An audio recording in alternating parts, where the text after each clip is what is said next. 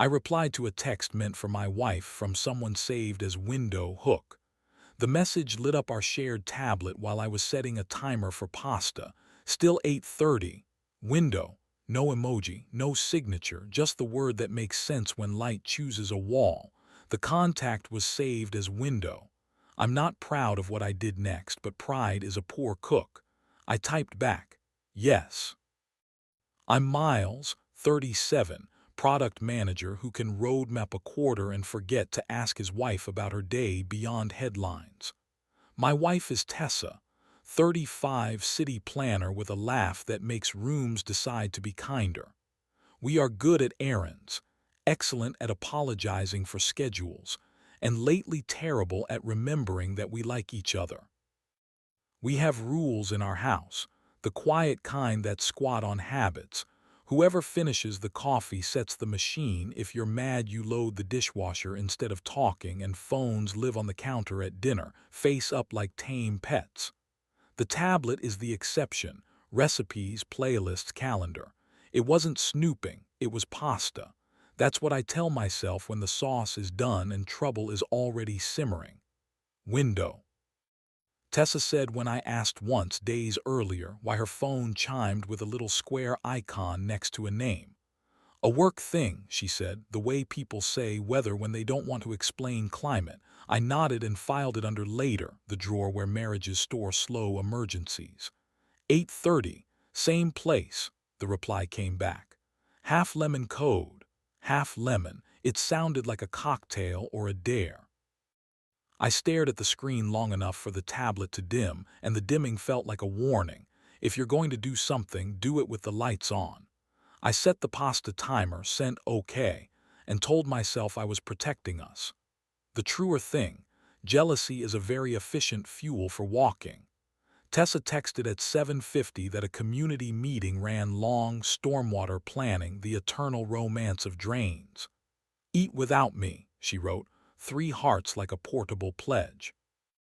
I left the pasta, turned off the stove, and put on a jacket that makes me look like I give advice for a living.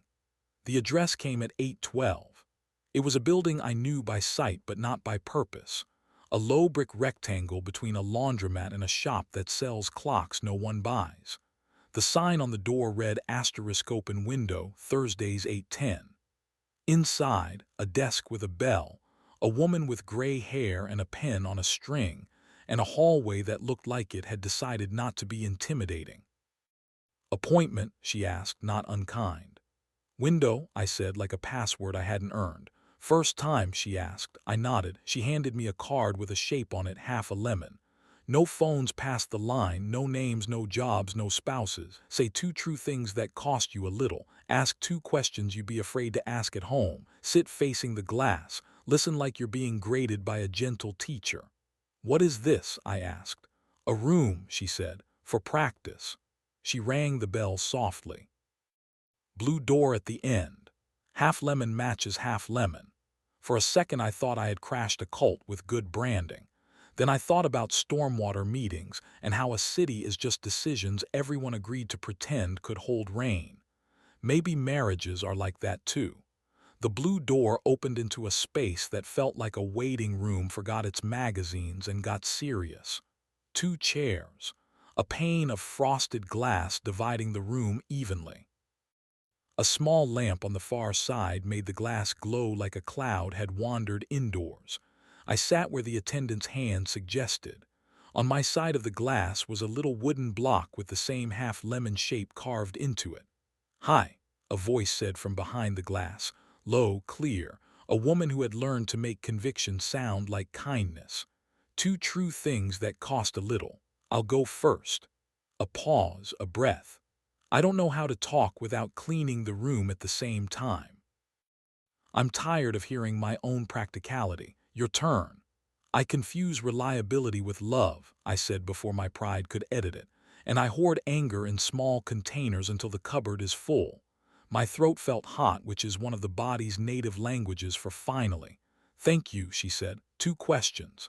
Is this therapy? I asked, because labels are rafts. No, practice, she said. A place to try saying things where nobody is keeping score. Okay, I said. Who are you?" She laughed, soft and real. "No names," she said gently. "Next question. Why window?" "Because we started during the pandemic," she said.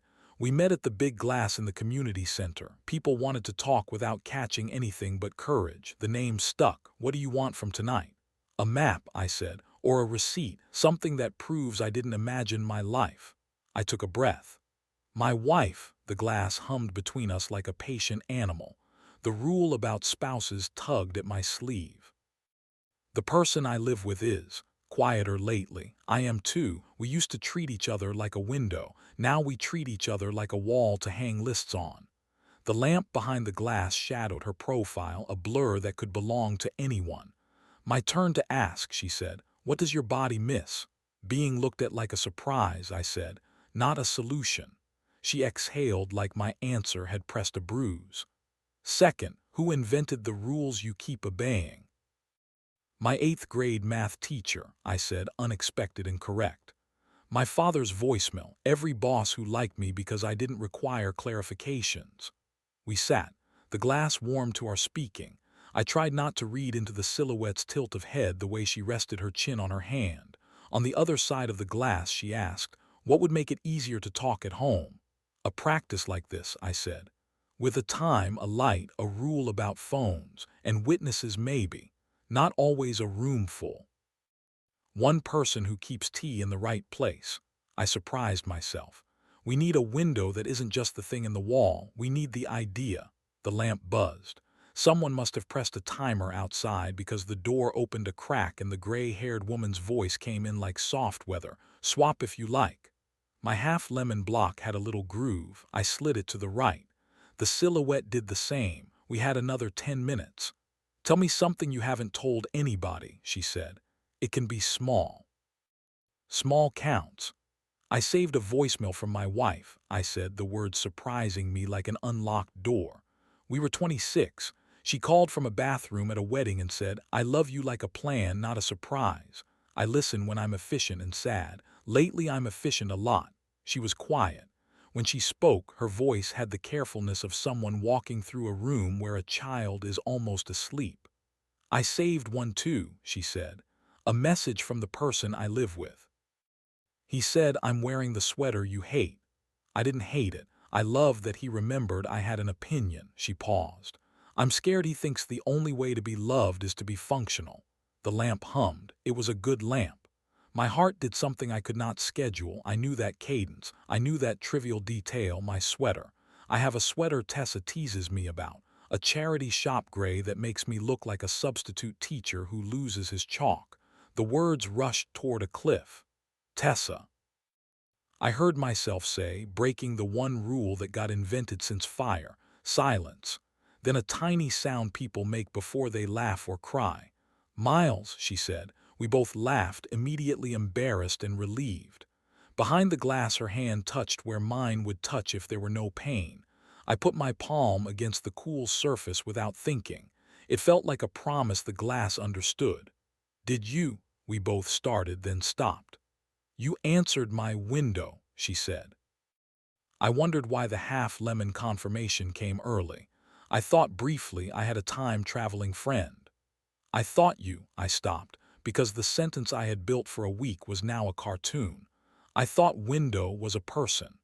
"It is," she said, and her laugh was a ladder we both climbed back to oxygen. "It's me, and anyone who sits here, and a woman named Ada who runs it and gives you the card with the shape. It's a room where you say the thing before you ruin a perfectly good kitchen." "Stormwater meeting?" I asked, because love is a trivia game you play to prove devotion. "Real," she said. "With drains. I skipped the pizza to come here.